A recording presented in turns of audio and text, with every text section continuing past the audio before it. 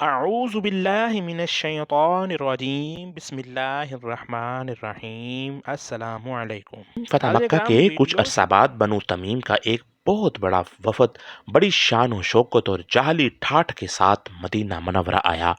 یہ 70 یا 80 آدمیوں پر مشتمل تھا اور اس میں قبیلہ کے بڑے بڑے رؤساء، شعلہ بیاں خطیب، سحر البیاں شاعر شامل تھے۔ زمانہ جاہلیت میں عربوں میں مخافرت اور مقابلت کا جذبہ بہت شدید تھا اور وہ لوگ ہر وصف میں ایک دوسرے سے مقابلہ کیا کرتے تھے۔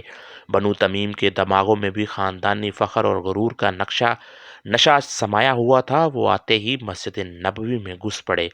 نبی کریم صلی اللہ علیہ وآلہ وسلم اس وقت گھر کے اندر آرام فرما رہے تھے۔ ان لوگوں کی بے باکی اور اکڑ پن کی یہ کیفیت تھی کہ انہوں نے نہ تو رسول اللہ کے باہر تشریف لانے کا انتظار کیا اور نہ اس بات کا لحاظ کیا کہ حضور صلی اللہ علیہ وآلہ وسلم کس درجے کی شخصیت ہیں، بلکہ آستانہ اقدس پر جا کر بے تحاشا آوازیں دینی شروع کر دی: محمد صلی اللہ علیہ وآلہ وسلم باہر آؤ اور ہماری بات سنو۔ حضور کو ان کا اکڑپن ناگوار تو گزرا، لیکن آپ صلی اللہ علیہ وآلہ وسلم باہر تشریف لے آئے۔ آپ چاہتے تو ان لوگوں کو سخت سزا دے سکتے تھے، لیکن آپ صلی اللہ علیہ وآلہ وسلم کی شان، عفو اور کرم دیکھیے کہ ان سے نہایت ہی خندہ پیشانے سے ملاقات فرمائی۔ وفد کے ایک رئیس اقرا بن حابس نے حضور صلی اللہ علیہ وآلہ وسلم سے کہا: محمد صلی اللہ علیہ وآلہ وسلم، میں وہ ہوں کہ خدا کی قسم میرے مداح انسان کی عزت کو بڑھا دیتی ہے اور میری ہجوم انسان کو داغ لگا دیتی ہے۔ حضور صلی اللہ علیہ وآلہ وسلم نے فرمایا: یہ تو اللہ کا کام ہے۔ انہوں نے کہا: ہم سب سے زیادہ معزز ہیں۔ نبی کریم نے فرمایا: تم سے زیادہ معزز یوسف بن یعقوب علیہ السلام تھے۔ اگرچہ قبول اسلام کے لیے یہ شرط بڑی نامعقول تھی، لیکن نبی کریم چاہتے کہ یہ لوگ کسی ہی طریقے سے دعوت حق کو سمجھ جائیں۔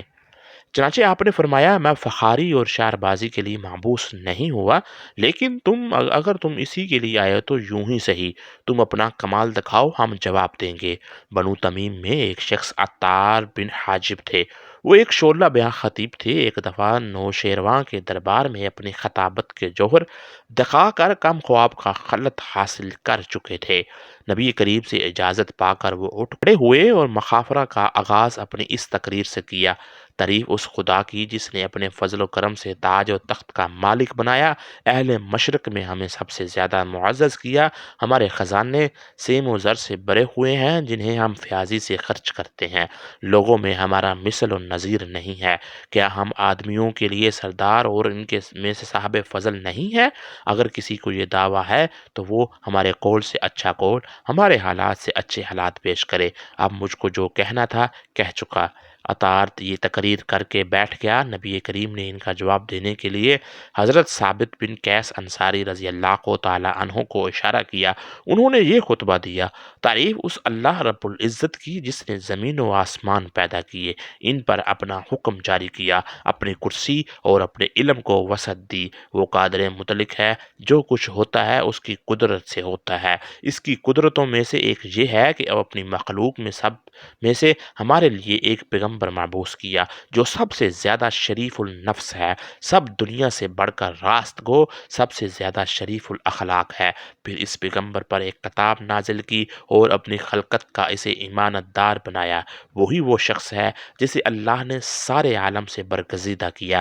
پھر اس نے لوگوں کو حق کی طرف بلایا تو اس کی قوم اور اقربا میں سے پہلے مہاجرین نے حق کو قبول کیا جو نسب میں افضل ہیں۔ ان کے چہرے سب سے زیادہ روشن ہیں، ان کے اعمال سب سے اچھے ہیں۔ پھر ان کے بعد سارے عرب میں سے گروہ انسان نے دعوت حق پر لبیک کہا، لہٰذا ہم اللہ کے انصار اور اس کے رسول کے وزیر ہیں، اور لوگ جب تک ایمان نہ لائیں، لا الہ الا اللہ نہ کہیں، ہم ان سے لڑتے رہیں گے، اور جو کوئی اللہ اور اللہ کے رسول کو ماننے سے انکار کرے گا، ہم اس کے خلاف راہ خدا میں جہاد کریں گے، اور جہاد کرنا ہمارے لیے کوئی دشوار کام نہیں ہے۔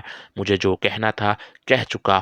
اب میں تمام مومنین اور مومنات کے لیے بارگاہ الہی میں دعائے مغفرت کرتا ہوں۔ ناظرین، تقریریں ہو چکیں تو اشعار کی باری آئی۔ بنو تمیم کی طرف سے ان کے سحر البیان شاعر زبرقان بن بدر کھڑے ہوئے۔ اور اپنی قوم کی شان میں ایک پرزور قصیدہ پڑھا جس میں خود ستائی، تعلی اور نخوت کے سوا کچھ نہ تھا، تاہم اس کے زور، بیان، فصاحت و بلاغت میں کوئی کلام نہ تھا۔ حافظ ابن حجر رحمۃ اللہ علیہ نے اصحابہ میں لکھا ہے کہ زبرقان کے اشعار سن کر خود نبی کریم نے فرمایا، بعض تقریروں میں جادو ہوتا ہے۔ زبرقان بیٹھے تو نبی کریم نے حضرت حسان بن ثابت کو حکم دیا وہ ان کا جواب دیں۔ حضرت حسان اکلم سخن کے بادشاہ تھے۔ زمانہ جاہلیت میں شاہان غسان کے درباروں میں اپنے حسن کلام اور طاقت لسانی کا لوہا منوا چکے تھے۔ قبول اسلام کے بعد ان کی شاعری کے جواہر اور بھی چمک گئے تھے، کیونکہ انہوں نے محض رضا الہی کو اپنا مقصود بنا لیا تھا اور اپنی شاعری کو مداحت رسول کے لیے وقف کر دیا تھا۔